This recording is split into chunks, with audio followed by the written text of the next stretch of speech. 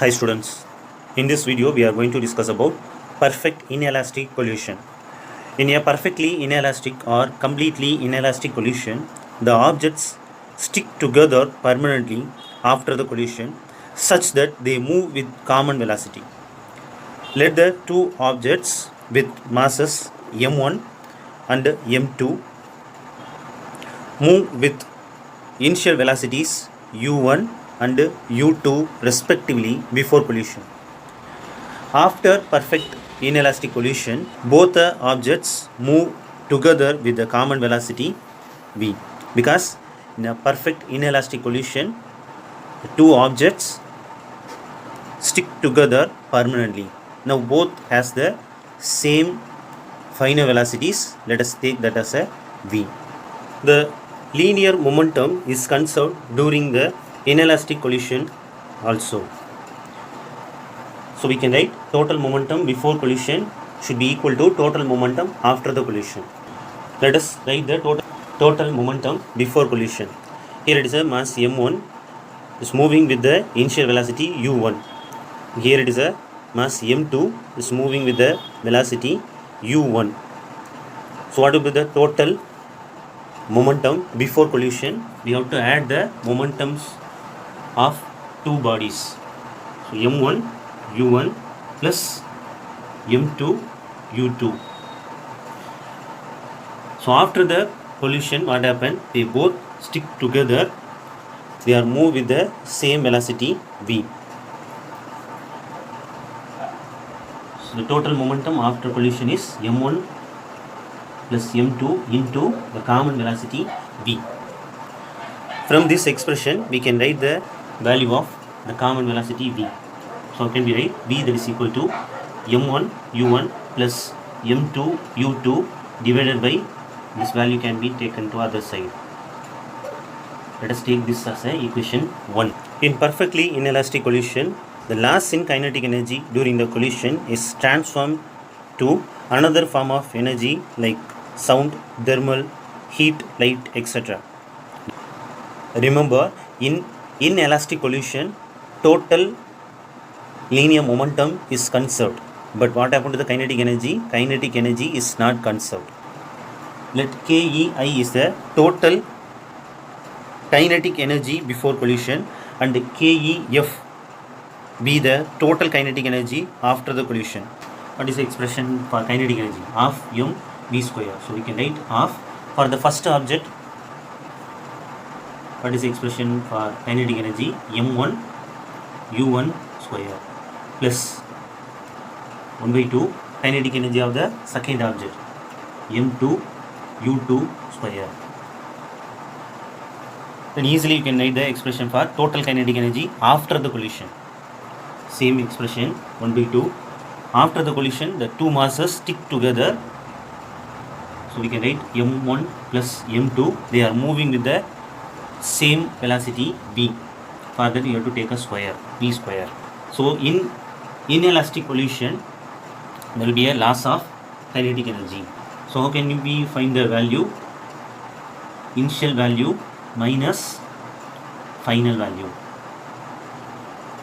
gives you the expression for the loss of kinetic energy, which can be termed as del Q. Here you can substitute the value of total kinetic energy before collision. So you can write half m1 u1 square plus half m2 u2 square minus total kinetic energy after the collision.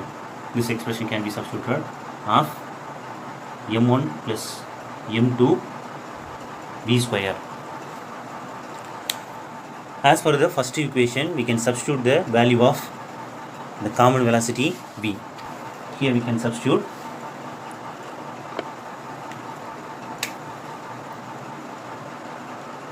m1 u1 plus m2 u2 whole square divided by m1 plus m2 the whole square.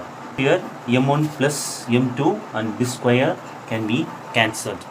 It is only the remaining thing. Let us take the common values outside. So which is a common thing? 1 by 2 is the common thing that can be taken outside. I have taken the 1 by 2 outside. Within a bracket, these expressions are there. Here m1 plus m2 is at the denominator now. That can be multiplied with these two expressions. Let me continue here. You are going to find the loss of kinetic energy del Q. So I have told you, so multiply m1 plus m2 with these two expression. Half is already taken outside. So what will be the value? m1 into m1 square u1 square. Next, this expression want to be multiplied with m2 plus m1 m2 u1 square. So what is the next step? This denominator value can be multiplied with this expression too. So what will be the value? m1 m2 u2 square. This m2 can be multiplied plus m2 square u2 square. As you have to continue here also, minus this is resemble to a plus b the whole square formula. So we can expand here. So a square, instead of a square we have to write m1 square u1 square plus b square.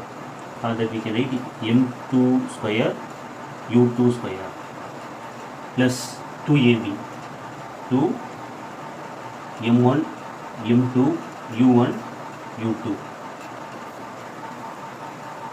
So which is the common denominator now? Whole value want to be divided by m1 plus m2. For that only I have multiplied with these two expressions. Here the minus value can be taken within a bracket, and what will be the change? Minus m1 u1 square. Here it will be minus m2 u2 square. Here also minus 2 m1 m2 u1 u2. Here m1 square u1 square minus m1 square u1 square is there, so that can be cancelled. Here m2 square u2 square minus m2 square u2 square, that can be cancelled. So what will be the remaining thing? Del Q, that is equal to 1 by 2 within a bracket m1 m2 u1 square plus m1 m2 u2 square minus 2 m1 m2 u1 u2 divided by m1 plus m2. So which is a common thing here? m1 m2 is a common thing, so that can be taken outside. Now what is the thing inside the bracket? u1 square plus u2 square minus 2 u1 u2. So how can we shorten that expression, which is resemble to a minus b the whole square? Instead of a b you have to write u1 u2. So it can be written as del q is equal to m1 m2 to u1 minus u2 the whole square divided by m1 plus m2. This expression also can be written as m can be taken separately. So 1 by 2 m1 m2 divided by m1 plus m2, that can be multiplied with u1 minus u2 the whole square. This expression only they are given in your book. Let us discuss the coefficient of restitution. Suppose we drop the rubber ball and a plastic ball on the same floor. The rubber ball will bounce back higher than the plastic ball. This is because the loss of kinetic energy for the elastic ball is much lesser than the loss of kinetic energy for the plastic ball. The amount of kinetic energy after the collision of two bodies in general can be measured through the dimensionless number called coefficient of restitution. Coefficient of restitution is given by the letter small e. It is defined as ratio of velocity of separation, that means relative velocity after the collision to the velocity of approach, relative velocity before collision. How we can find the relative velocity? We have to find the difference of the velocities. So the numerator, we have to find the difference between the final velocity v2 minus v1 before collision, means they are moving with the initial velocity. So u1 minus u2. These expressions we have learned in the elastic collisions itself. In an elastic collision, we have obtained the velocity of separation is equal to velocity of approach. So this expression can be written as u1 minus u2 is equal to v2 minus v1. So according to this relation, what will be the value of coefficient of restitution? It will be equal to both are same values. So same values are divided, means what will be the value? It will be equal to 1. So we can say coefficient of restitution for the elastic collision is equal to 1. That means that there is no loss of kinetic energy after the collision. So the body bounces back with the same kinetic energy, which is usually called perfect elastic. But in any real collision problems, there will be some losses in the kinetic energy due to collision, which means E is not always equal to unity. If ball is perfectly plastic, it will never bounce back, and therefore the separation of velocity is 0 after the collision. Hence the value of restitution for inelastic collision is equal to 0. So in general, the coefficient of restitution for the material lies between this range.